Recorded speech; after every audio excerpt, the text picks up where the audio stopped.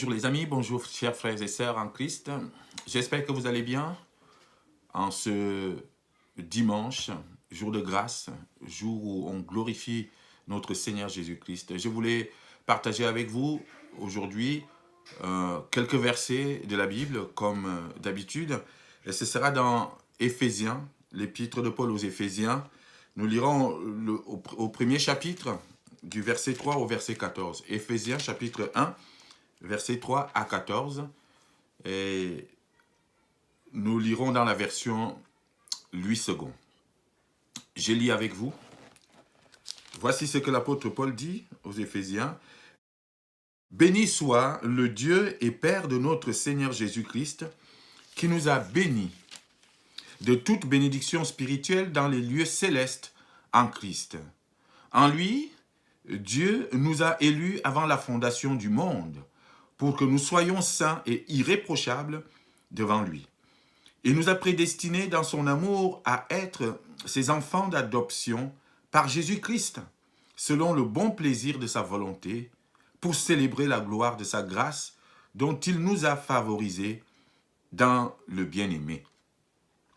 En lui, nous avons la rédemption par son sang, le pardon des péchés, selon la richesse de sa grâce, que Dieu a répandu abondamment sur nous par toute espèce de sagesse et d'intelligence, nous faisant connaître le mystère de sa volonté, selon le bienveillant dessein qu'il avait formé en lui-même, pour le mettre à exécution lorsque les temps seraient accomplis, de réunir toutes choses en Christ, celles qui sont dans les cieux et celles qui sont sur la terre.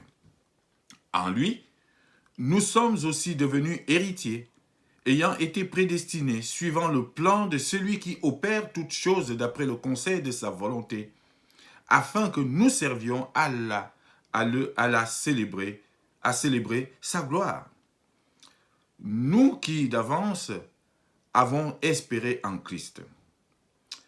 En lui, vous aussi, après avoir entendu la parole de la vérité, l'évangile de votre salut, en lui, vous avez cru et vous avez été scellés du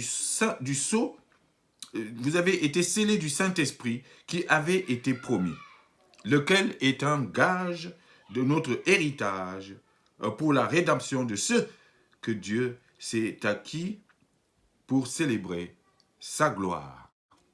Amen. Voilà donc des belles paroles que l'apôtre Paul adresse en titre d'introduction aux Éphésiens. Et il faut d'abord faire quelques remarques. Ici, c'est que cette lettre adressée aux Éphésiens est considérée comme une lettre circulaire. Elle n'est pas censée s'adresser uniquement aux Éphésiens. C'est la première remarque à faire. C'est vraiment une lettre adressée à peut-être à l'ensemble des églises de l'Asie mineure à cette époque-là, qui est la Turquie actuelle. Et donc, une lettre circulaire. Et à chaque fois qu'elle arrivait dans une église, à Éphèse, on mettait à Éphèse. Si ça arrivait à Colosse, on mettait à Colosse. C'est la première chose que nous devons remarquer ici. Et c'est que l'apôtre Paul connaît aussi bien cette église d'Éphèse, parce qu'il y a passé près de 3 ans. C'est vraiment l'endroit dans lequel l'apôtre Paul a mis plus de temps. 3 ans à Éphèse pour évangéliser, pour apporter la bonne nouvelle. Voilà la deuxième remarque. La troisième remarque, c'est que cette lettre est écrite par Paul alors qu'il est en prison. L'épître aux Éphésiens fait partie des épîtres qu'on a appelées les épîtres de la captivité, c'est-à-dire ces épîtres que Paul a écrites étant en prison. Il y a l'épître aux Éphésiens, l'épître aux Philippiens, l'épître aux Colossiens, et puis l'épître à Philémon, la lettre à Philémon. Ce sont les 4 épîtres dites épîtres de la captivité. Et cette lettre aux Éphésiens, elle est surtout célèbre par justement son introduction, c'est-à-dire le passage que nous venons de lire, du verset 3 au chapitre 1, verset 3 au verset 14. Et ce passage a rendu cette épître célèbre, parce que c'est vraiment là que l'apôtre Paul déploie en quelque sorte vraiment le secret du plan de Dieu. C'est un passage qui est dans d'autres versions, dans la version originale, et qui est écrite comme une longue phrase, en une seule longue phrase. Et c'est une introduction qui est très très importante et qui nous intéresse aujourd'hui. Donc, c'est un passage qui nous décrit en quelque sorte le plan de Dieu, le plan de salut de Dieu. C'est quoi le plan de Dieu? Quel est le plan de Dieu? Qu'est-ce que Dieu a voulu faire pour les hommes? Et comment il l'a fait? Et c'est surtout de cela qu'il s'agit ici. C'est un passage qui m'a, en le lisant, m'a fait rappeler une discussion que j'avais avec une collègue qui me disait, mais vous les chrétiens, vous parlez, vous les évangéliques surtout, vous parlez beaucoup de Christ, vous mettez Christ en avant. Cette collègue-là est plutôt d'obédience catholique. Elle dit, mais nous on parle de Marie, mais vous parlez beaucoup de Christ. Qu'est-ce que Christ a de plus? Qu'est-ce qu'il y a? Pourquoi vous parlez tant de Christ? Mais c'est vrai que j'avoue que la question m'a un peu perturbé parce que je pensais que c'était évident pour tout le monde. Et je me suis rendu compte que ce n'est pas évident pour tout le monde. Pourquoi? Et ça y est, d'ailleurs, on peut se poser cette question. Pourquoi on parle tant de Christ? Pourquoi on focalise sur Christ? Eh bien, ce passage va nous permettre vraiment de comprendre que tout est en Christ. Ce passage va nous permettre de comprendre pourquoi il était important de rester focalisé sur Christ. Il est important d'élever Christ. Il est important de célébrer Christ. Qu'est-ce que nous, humains, êtres humains, nous avons reçu de Christ? Qu'est-ce que Christ a fait pour nous? Qu'est-ce que Dieu a fait pour l'humanité? En Jésus-Christ. Et ce passage, vous allez remarquer que la plupart du temps, dans chaque verset, la plupart des versets commenceront toujours par cette expression « en Christ ». En Christ. En Christ, nous avons ceci. En Christ, nous avons obtenu ceci. En Christ, Dieu a fait ceci pour nous. C'est cela. C'est un passage qui nous fait comprendre que Dieu a fait toutes choses pour les hommes, mais en Jésus-Christ, à travers Jésus-Christ, par Jésus-Christ. Voilà pourquoi Jésus-Christ doit être tout le temps élevé, tout le temps célébré. Et c'est le nom qui doit être prononcé tout le temps dans nos vies. Et ce nom est puissant. Et c'est par Jésus-Christ que nous sommes ce que nous sommes. C'est par Jésus-Christ que nous avons obtenu beaucoup de choses de la part de Dieu. Alors, si nous parcourons rapidement ces quelques versets, nous n'aurons pas le temps, l'occasion de développer tout à travers une seule vidéo. Je voulais vraiment qu'on parcourt rapidement ces versets pour voir quels sont ces bienfaits que nous avons obtenus de la part de Dieu en Jésus-Christ. La première chose que nous avons obtenue de la part de Dieu en Jésus-Christ, c'est les bénédictions. Ce sont des bénédictions. Et au verset 3, il commence par cela. En Christ, Dieu nous a bénis de toutes sortes de bénédictions spirituelles. C'est en Jésus-Christ que nous avons été bénis. C'est en Jésus-Christ, grâce à Jésus-Christ, que Dieu nous a accordé ces bénédictions. Et la parole de Dieu est remplie de références qui nous montrent à quel point nous avons été bénis, qui nous parlent de ces bénédictions que nous avons obtenues de Dieu. Depuis l'origine, depuis la Genèse, dans le livre de la Genèse, il est dit que lorsque Dieu a créé l'homme et la femme, il les bénit, il les a bénis. Nous avons été bénis depuis l'origine. Et tout au long de notre histoire avec Dieu, ces bénédictions ne font que se décliner tout au jour le jour. Nous avons été bénis et celui qui nous a permis d'obtenir et de recevoir ces bénédictions, c'est Jésus-Christ. En Jésus-Christ, nous avons été bénis de toute bénédiction spirituelle dans les lieux célestes. Et ces bénédictions spirituelles, c'est sa grâce. C'est le salut que nous avons obtenu de Christ. Ces bénédictions spirituelles, c'est la faveur que Dieu nous a accordée. Nous étions perdus, nous étions dans les ténèbres. Et par Jésus-Christ et en Jésus-Christ, Dieu a à nouveau eu un regard favorable pour nous. Et c'est en cela que nous sommes bénis. Bénédictions spirituelles et les bénédictions terrestres que nous obtenons, c'est-à-dire les fruits de cette bénédiction, de ces bénédictions spirituelles. C'est la paix qu'il nous donne, c'est la santé, c'est parfois aussi les richesses qu'il nous donne, même matérielles. C'est cette vie qu'il nous donne sur cette terre et qui fait que, oui, ce sont justement les représentations terrestres de ces bénédictions spirituelles, mais en tout cas, les bénédictions que nous avons obtenues de Dieu en Jésus-Christ sont d'abord célestes, le regard favorable. Et quand Dieu a un regard favorable sur ses enfants, alors il vous accorde la paix, il vous accorde la santé, il vous accorde un certain nombre de choses qui vous permettent de vivre dans un certain confort. Et vous pouvez aller voir dans la Bible, dans le livre de la Genèse, vraiment, ces bénédictions-là, dans le livre des Deutéronomes aussi, vous allez voir toutes les bénédictions que nous avons obtenues depuis l'origine. Voilà la première chose que nous avons obtenue en Jésus-Christ, les bénédictions spirituelles. En Jésus-Christ, la deuxième chose que nous avons obtenue de la part de Dieu, c'est que nous avons été élus. Le verset 4 nous dit, en Christ, Dieu nous a élus.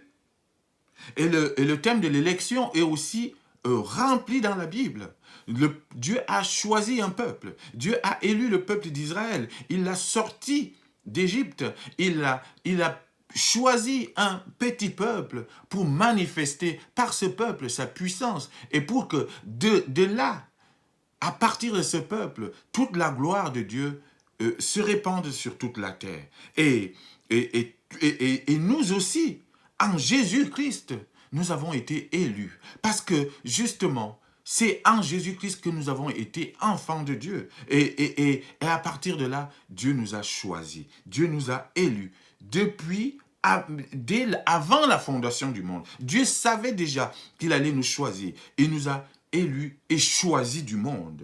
Et c'est de cela qu'il s'agit aussi. Et voilà le deuxième bienfait que nous avons obtenu de la part de Jésus-Christ. Et il nous a élus, ça veut dire qu'il nous a mis à part. Pas pour rester les bras croisés.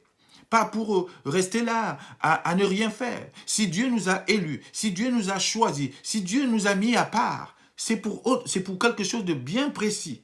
C'est pour que nous menions une vie de sainteté. C'est pour que nous menions une vie de sainteté et pour que nous célébrions sa gloire. Voilà les missions que Dieu nous a données. Et si Dieu te choisit, si Dieu nous met à part, si Dieu nous a élus en Jésus-Christ, c'est pour célébrer sa gloire et c'est pour mener une vie de sainteté. C'est pour nous conduire d'une certaine manière. Et ne négligeons jamais cette élection. Parce que parfois, nous passons le temps à dire, oui, nous sommes un peuple particulier, nous sommes un peuple élu, nous sommes un peuple choisi, nous les croyants, nous les chrétiens, mais cela doit nous engager à une certaine conduite, à une certaine façon de vivre, c'est-à-dire la sainteté, vivre dans la sainteté de Dieu. Et c'est ce qu'il nous dit. Ce que Dieu veut, c'est que nous marchions dans la sanctification. Et voilà pourquoi il nous a élus. Voilà pourquoi il nous a mis à part. Mais il nous a mis à part aussi pour célébrer sa gloire, pour le célébrer, pour le louer, pour l'honorer tous les jours de notre vie. Et là, dans la parole aussi, vous avez des références que je vous donne ici, que vous pouvez relire à la maison, qui ont un lien avec ce thème de l'élection. Romains chapitre 8, verset 33. Colossiens chapitre 3, verset 12, 1 Thessaloniciens chapitre 1, verset 4, 1 Pierre chapitre 2, verset 9. Voilà les références que je vous donne ici à relire chez vous et qui sont en lien avec ce thème de l'élection, avec le fait que Dieu nous a élus. Voilà la deuxième chose que nous obtenons de Christ, l'élection. Dieu nous a mis à part pour la sanctification et pour célébrer sa gloire. Et cela, nous l'avons obtenu en Jésus-Christ. La troisième chose que nous obtenons, le troisième bienfait que nous obtenons de la part de Dieu en Jésus-Christ, c'est qu'en Jésus-Christ, verset 7, nous avons reçu rédemption et pardon. En Jésus-Christ, nous avons obtenu rédemption et pardon. La rédemption, c'est le rachat. Nous avons péché. Nous étions contre Dieu. Nous sommes tombés dans le péché. Et il fallait que nous sortions de cela, de ce péché. Et lorsqu'on a commis une faute, il fallait payer justement cette faute-là. Il fallait payer les conséquences de ce péché-là. Mais nous ne pouvions pas le faire. Dans l'Ancien Testament, il y avait ces phénomènes de sacrifice, ces holocaustes qui étaient en permanence faits pour justement permettre au peuple qui a péché en quelque sorte de sortir de ses péchés. Il y avait une fois par an le principal sacrificateur qui allait dans le lieu très saint avec des brebis, avec des boucs, pour pouvoir justement intercéder en faveur du peuple. Et c'est cela. Et cela ne suffisait pas parce qu'il fallait refaire ce rituel chaque année. Et c'est Jésus-Christ qui est devenu l'agneau que Dieu a agréé une bonne fois pour toutes. C'est Jésus-Christ qui est venu lui-même au bout d'un certain temps en sacrifice pour nous libérer de nos péchés, pour que finalement Dieu nous accorde sa faveur. Et c'est en Jésus-Christ que nous avons donc été rachetés, c'est-à-dire nous avons été rappelés et remis devant Dieu, nous qui étions perdus. Il nous a rachetés, il a payé nos fautes en venant mourir sur la croix pour nous.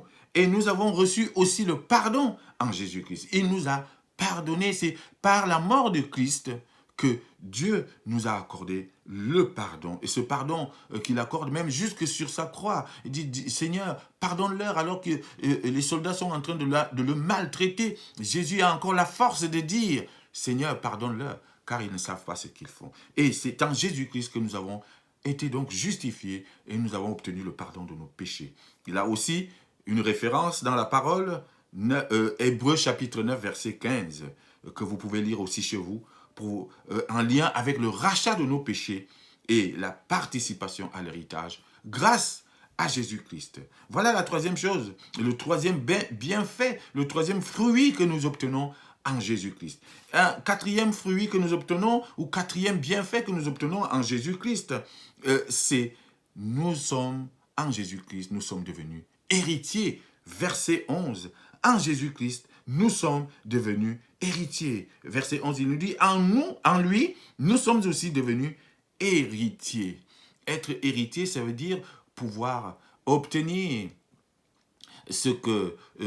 l'héritage de ses parents, c'est-à-dire avoir droit à obtenir cet héritage et prendre part à l'héritage. C'est cela, à l'héritage de Dieu, et c'est ce que nous avons obtenu en Jésus-Christ. Et c'est très important de pouvoir se dire que nous allons participer et nous participons au même héritage que Jésus-Christ, le Fils de Dieu.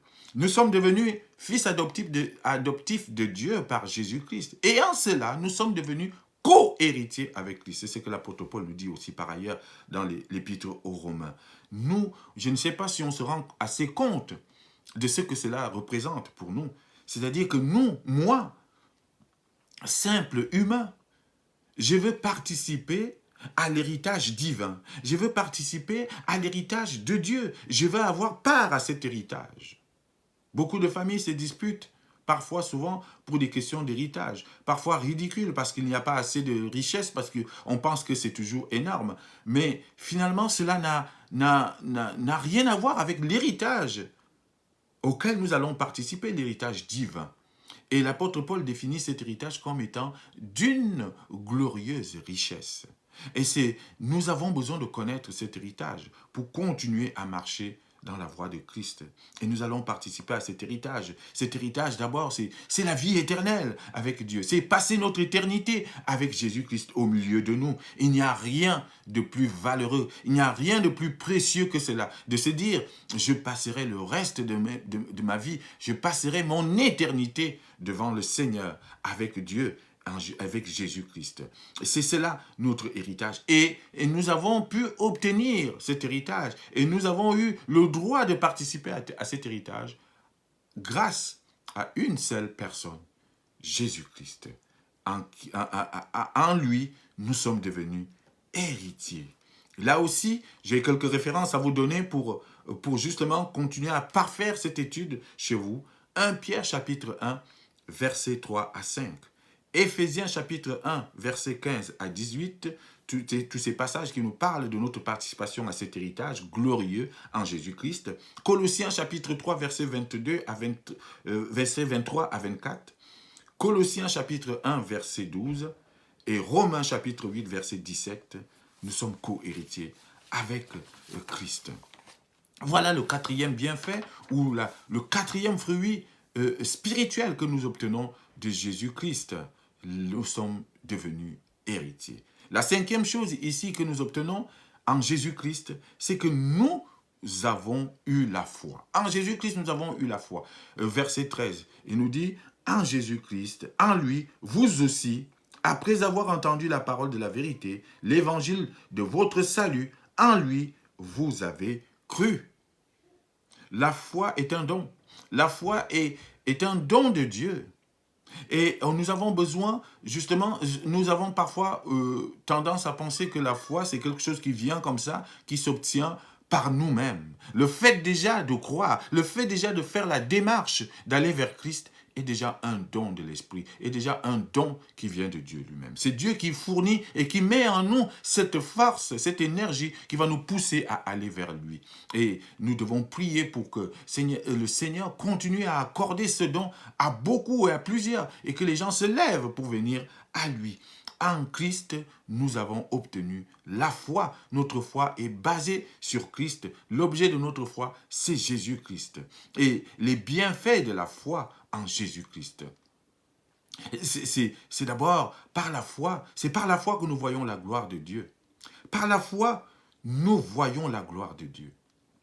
Par la foi, nous voyons les choses invisibles que le monde ne voit pas. Et c'est pour ça que parfois le monde prend les chrétiens pour des gens à part, des gens qu'on ne comprend pas. Bien sûr, puisque nous ne voyons pas les mêmes choses.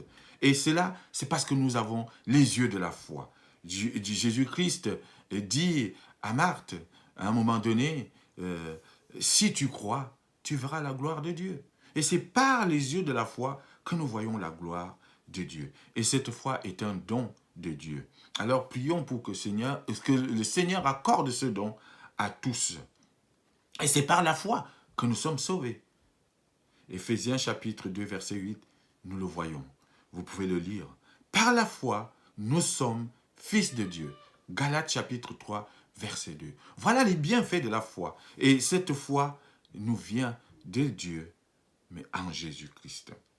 Et la sixième chose que nous obtenons de la part de Jésus-Christ, c'est qu'en lui, nous avons reçu le Saint-Esprit. Quand Jésus part de ce monde, quand Jésus dit au revoir à ses disciples, il leur dit « Restez à Jérusalem, ne bougez pas de cet endroit avant d'avoir reçu la puissance qui viendra du ciel. » Cette puissance, c'est le Saint-Esprit. Et ça, c'est la promesse de Jésus-Christ. C'est la promesse de Dieu. Et cette promesse a été accordée. On nous raconte le jour de la Pentecôte comment cela s'est passé. Les gens étaient réunis, les disciples étaient réunis, et des flammes de feu sont venues du ciel et se sont posées sur la tête de chacun. Et les gens parlaient en langue, ils s'entendaient les uns les autres. C'est une puissance, le Saint-Esprit. Et c'est ce Saint-Esprit qui nous convainc de péché. C'est cet Saint-Esprit qui nous révèle toute la vérité. C'est ce que Jésus-Christ nous dit. Et c'est ce Saint-Esprit qui nous permet de connaître Dieu, qui nous permet de comprendre l'Évangile, qui nous permet de comprendre la parole de Dieu et qui nous convainc que